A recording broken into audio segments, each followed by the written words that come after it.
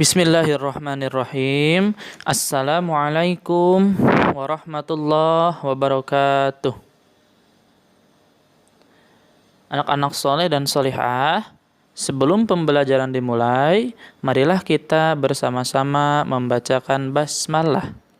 Bismillahirrahmanirrahim.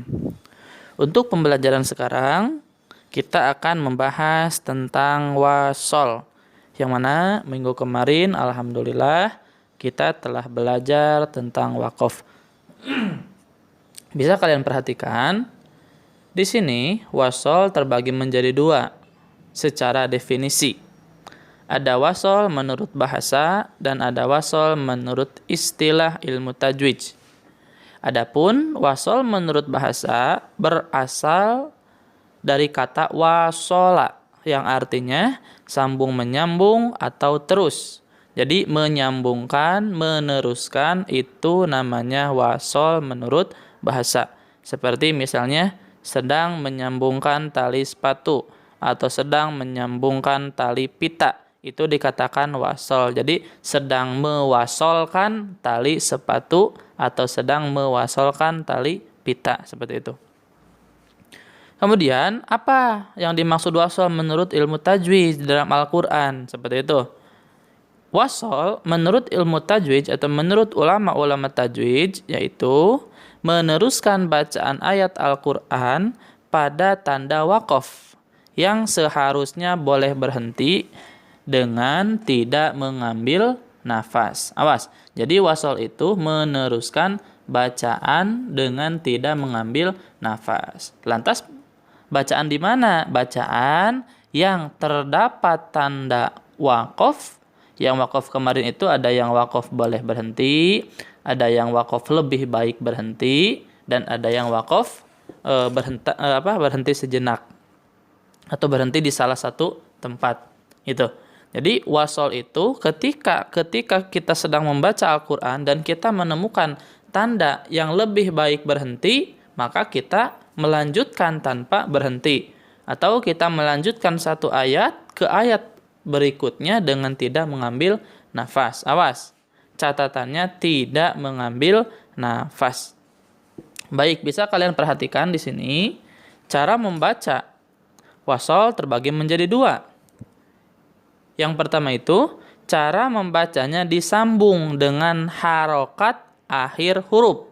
Pada ayat pertama, tetap dibaca apa adanya jika berharakat fathah, kasroh, atau domah. Jadi, misalnya kita akan mewasolkan ayat pertama dengan ayat kedua.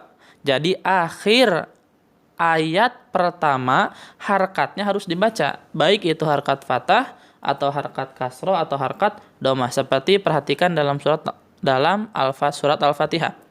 Dalam surat Al-Fatihah, di situ basmalah dianggap sebagai ayat pertama dan alhamdulillahirabbil alamin termasuk ayat kedua. Perhatikan. Dalam lafaz ar-rahimi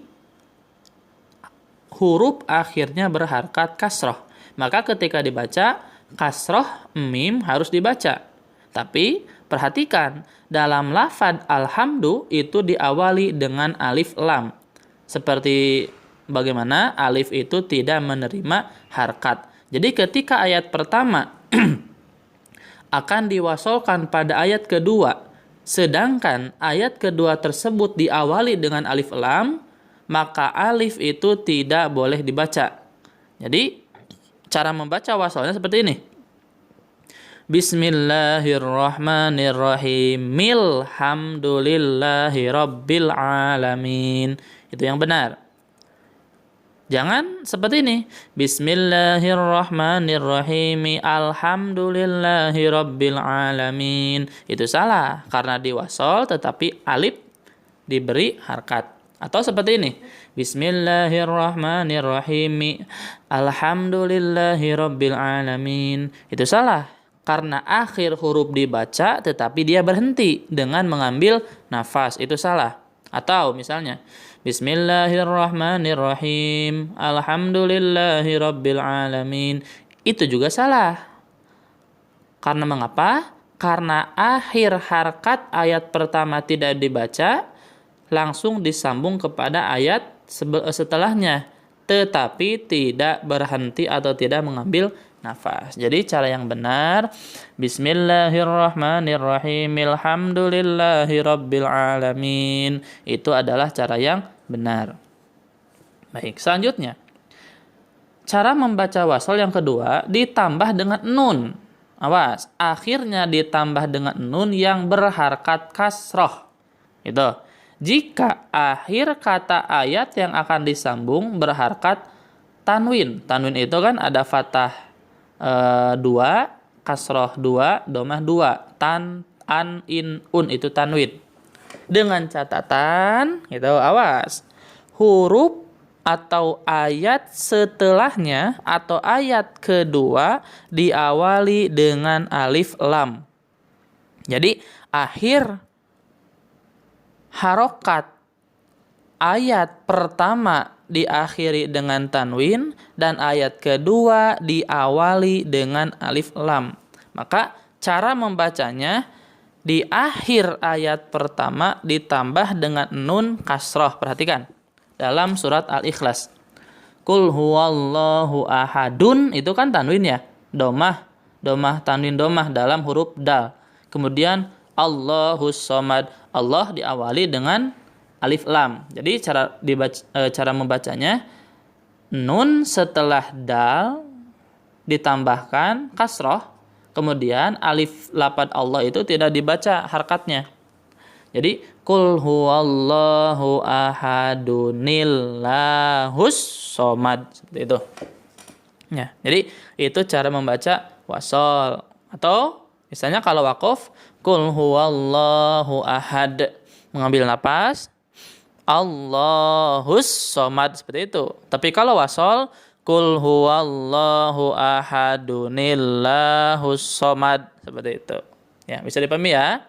Tapi kalau misalnya akhir ayat pertama itu tanwin, kemudian awal huruf pertama itu tidak ada alif lamnya, maka tidak usah ditambah nun. Misalnya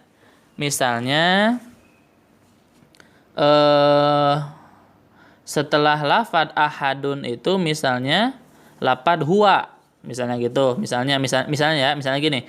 Qul huwallahu ahad, huwallahus somad, misalnya gitu. Jadi huwallahus somad, misalnya Qul huwallahu ahad, kemudian huwallahus somad. Jadi cara dibacanya Qul huwallahu ahadun, huwallahus somad. Jadi perhatikan huruf setelahnya, setelah tanwin. Apakah termasuk huruf idhar, idgham, ikhfa atau iklab? Seperti itu. Ya, jadi harus ditambah nun kasroh itu jika huruf setelah tanwin merupakan alif lam.